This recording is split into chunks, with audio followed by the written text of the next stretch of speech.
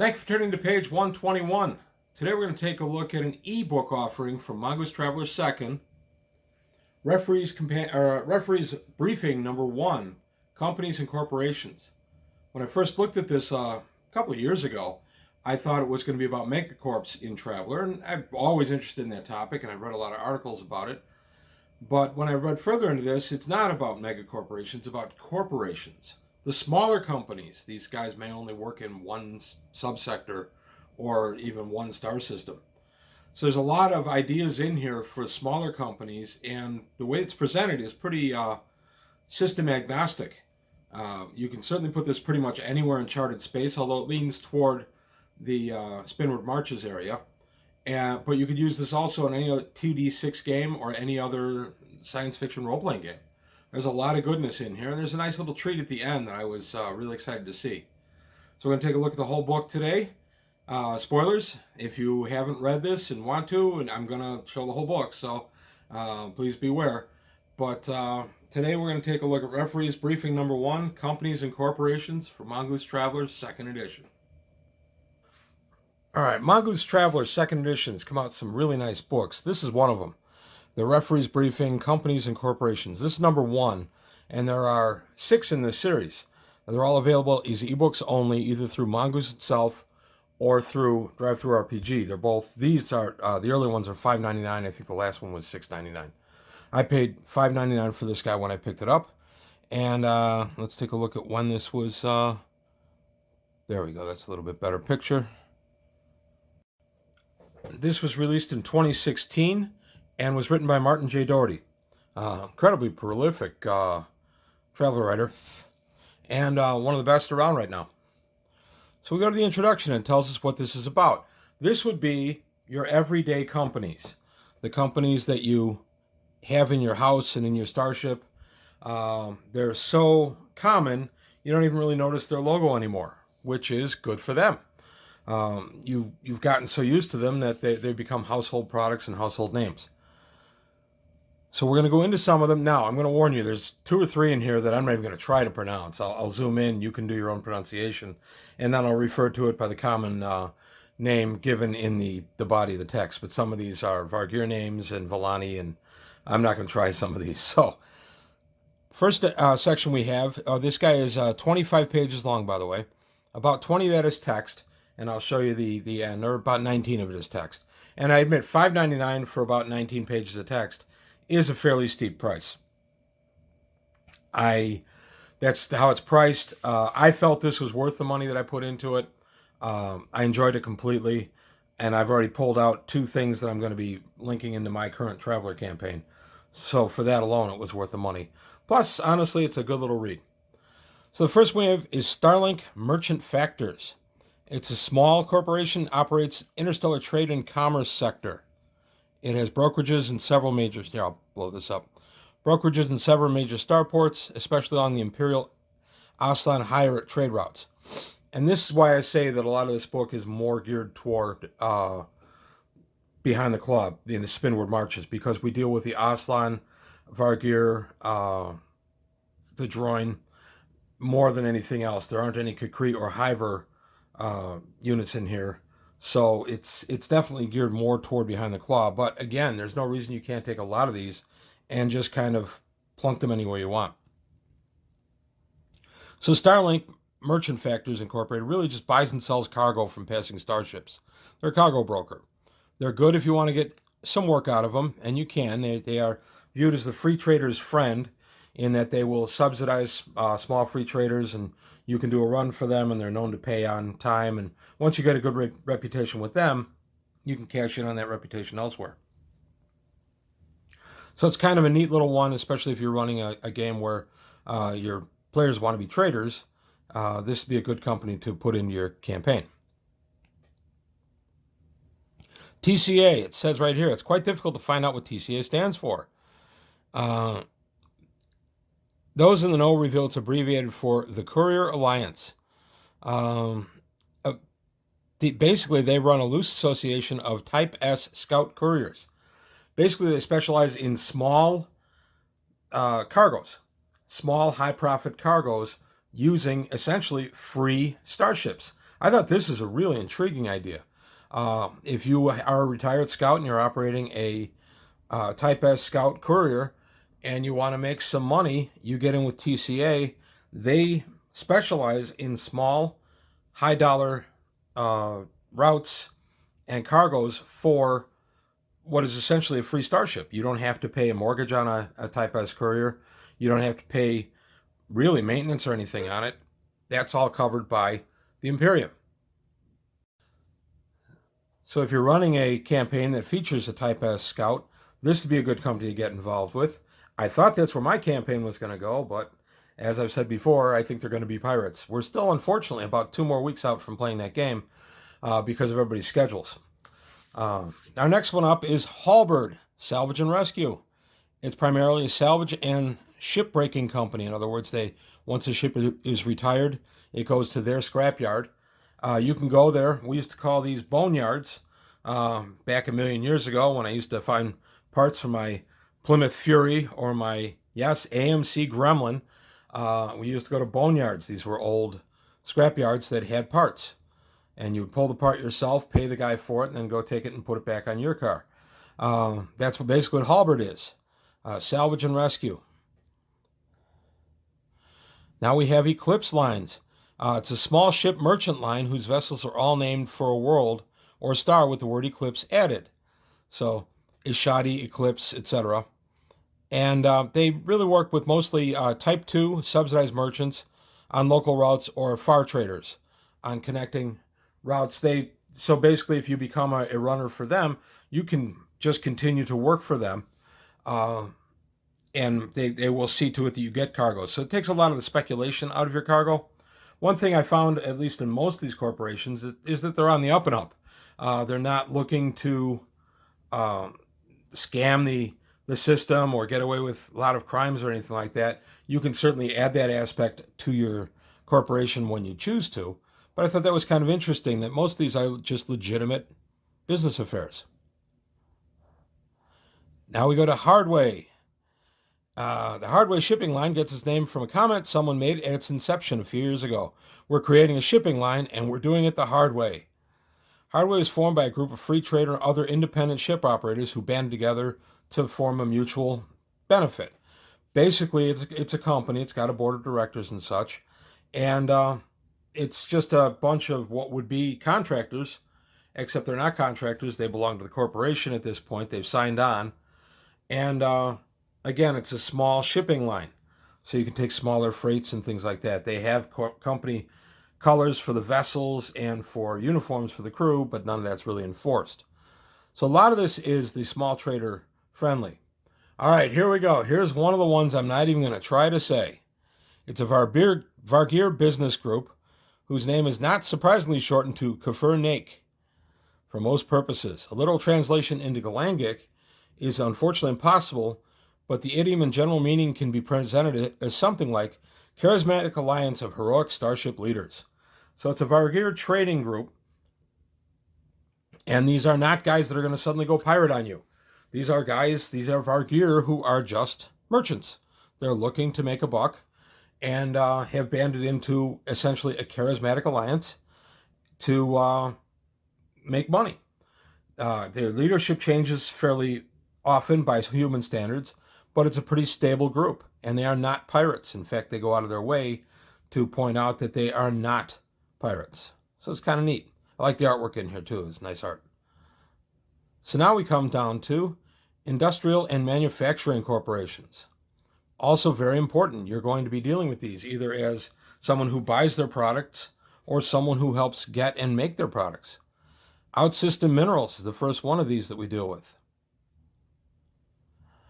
This is just a big mining operation. They say here, it's not your typical belters against everybody else with the small guy on the ramshackle vessel trying to make a living. This is just a big professional mining company. They put down these big mining ships, and they process the ore, and then they jump. So you can be a jump tender for them, or you can carry their product for them. Now we come to JCE, Jovian Chemical Extraction. This is a pretty interesting one. I could see this one just popping up as a a standby kind of thing where you don't drive a story with it, but they're just in the area. And that was the thing with a lot of these. We look at a lot of name brands these days that are around, and you don't even think twice about it. And in fact, you call similar products by the main name brand. It's interesting that that's how things go, but it is how things go. And the idea behind this book is a lot of these companies are so common that you don't even think about them anymore. So Jovian Chemical Extraction operates in a single market niche. They basically send ships in to skim gas giants and pull out particular gases. Sometimes it's just hydrogen that's condensed down into liquid form, and other times it's other gases they're looking for. So it's kind of neat. You could encounter one of these at refueling of a gas giant. And then what they'll do is, if you're in a hurry and don't want to skim the gas giant yourself, they'll typically work with you and possibly even give you free fuel that they've already skimmed off the gas giant for maybe a future consideration or just a little bit of corporate goodwill. So I thought this is kind of a neat one. This one I'm going to have pop up in my game no matter what happens with the future. Segushida Yards, small shipbuilding consortium. They're capable of undertaking repairs to smaller vessels or constructing sublight 100-ton craft. They do have yards that can turn out starships up to 400 tons. And these are pretty cookie-cutter ones. They're not going to be innovating for you and hiring architects to custom build for you, but they're going to be a good yard to get a ship out of, or if you need a small ship repair. And their most controversial vessel is a 400-ton Corsair. It was not built for being a Corsair. It was built for being a multi-role warship for planetary navies and some mercenary units. Instead, it's found its way into the hands of some less scrupulous people and has become synonymous with piracy. The company has suffered from an image of being a producer of pirate vessels since then, so they've been working to fix that. VacTech Incorporated, once known as United Space Technologies and Related Industries. And it says what it was. It was a major supplier of vac suits, rescue gear, and components intended for use in space. These are the guys that are building the equipment you're using when you're in your vac suit or your vac suit itself or some of the tools that you use. They build other soft suits and heavy-duty suits. Popular product is crew wear, where it's basically just a heavy-duty coverall for you to wear on the ship that can be mildly vacuum-proof. So there's one of their little wrenches. Cirec, which should actually be Cirrus, but I know I'm going to pronounce it Cirec. Consumer and industrial robotics, electronics, and cybernetics. That second C is soft. So Cirec Group produces high-technology electronic and robotic equipment for a bunch of market sectors. Personal communicators, computer networks for installations in starships, data transmission, etc. Again, you've seen these guys around. That logo's on your starship. We're going to get to the logo in a minute. So then we come down to off-road solutions. You need that air raft, and you need a customized air raft. These are your guys. You need a four-wheeler, you need a six-wheeler, you need an eight-wheeler. You need two eight-wheelers linked together. These are your guys. They build rugged vehicles for frontier exploration, transportation, and utility tasks. They also build grav vehicles and standard air rafts. I thought that was pretty cool. What the heck? Sorry about that. A little technical difficulty.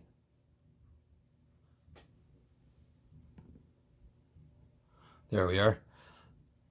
So off-road solutions is kind of a neat one and one you're going to have on your ship also.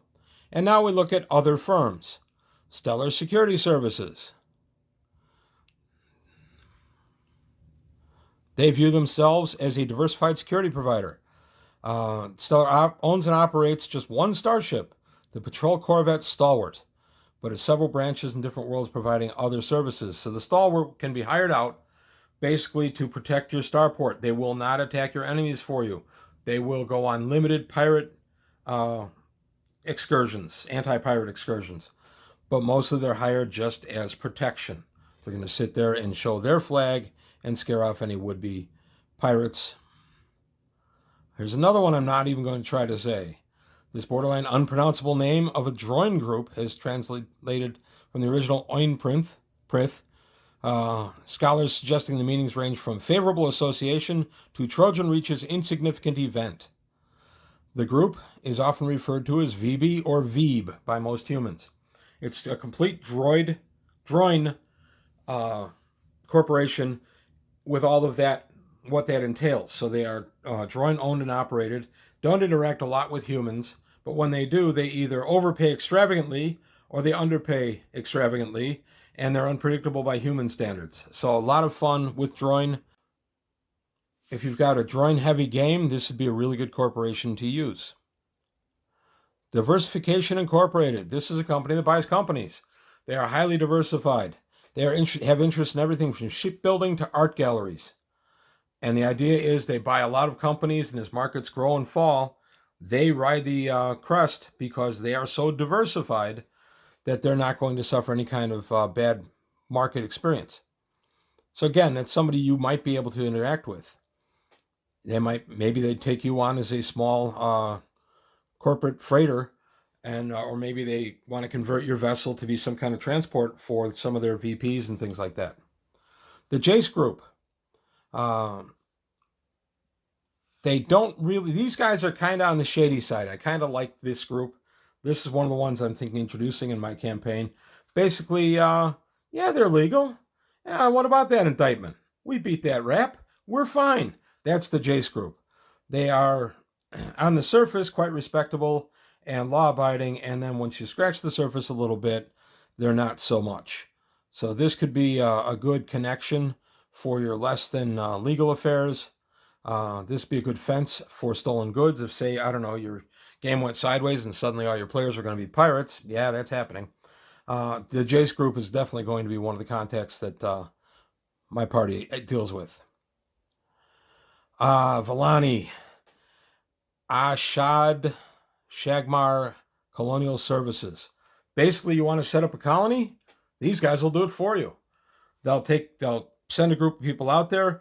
They'll cut some roads. They'll build a dam if they need to. They'll set up a few buildings for you, and they'll live the area. And then when you bring your colonists in, they'll tell you how they did it and the best ways to operate. I thought this was a really clever idea. This is definitely going to make its way into my game. I don't know if it'll be in my current game, but it's definitely going to make its way in. I thought this was a great idea. There's also an idea in here for a grav bridge, a temporary bridge. Okay. Here's an Ocelon company. I'll let you pronounce that one. I'm not going to. Known as AKY. And it was interesting because this is an Ocelon company that's interested in money, and they want to build prestige through money, which is what female Ocelon do for males. But there's no mention of that in here, that it's the females driving it or anything like that. I was a little surprised by that. And it talks about how they will sometimes work with Ihate fleets and try to direct the Ihate fleets in ways that will continue to grow their market share and their profit margins. And if the Ihate do not go along with the plan and openly defy them, then they'll actually lend some military might in defeating the Ihate, which is kind of neat because that's part of the Ihate experience. You're out there against everyone. You don't expect anybody to work with you. And Ihate, by the way, are second son and more Ocelon males who have to go out and find their own way in the universe, and they do this by getting land, whether people have the land or not already. Ihate fleets are much feared along in the parts of the Spinward Marches. And here I thought was a great little appendix. I was flipping through this book and thinking about all the logos in there and how I would like to start incorporating some of these logos and put them on a piece of paper or other things, show my players as we go, just add flavor. Here we go. Here's an appendix. You can print this guy. It's ready to be cut out. Each of them is here. I thought this was a nice addition. I was really excited when I got to this part of the book. This alone, for me, was worth the price of the book. And then we have them in black and white. I just thought this was such a cool add-on, something I did not expect at all, and I really liked. So these definitely will be getting to a printer near me and seeing time on my table. So that's it for my look at this book. It's a short book. $6 for about 19 pages is fairly stiff, I agree. But I liked it, and I considered it worth the money. I want to say I don't work for Mongoose. I don't work for DriveThruRPG. This is just a product that I saw that's available on both. I'll put a link to both in the the description below. And I think it's worth your time if you're looking to expand your charted space, especially if you're looking to do a lot of stuff behind the claw. So that's all I've got to say today on page 121. Thank you for watching and listening. Please remember to like and subscribe. Tell your friends. The more the merrier. Always looking to grow the page, and I have a Patreon. If you can help out there, I would appreciate it. That's it for today. Thanks for watching, and I'll see you next time on page 121.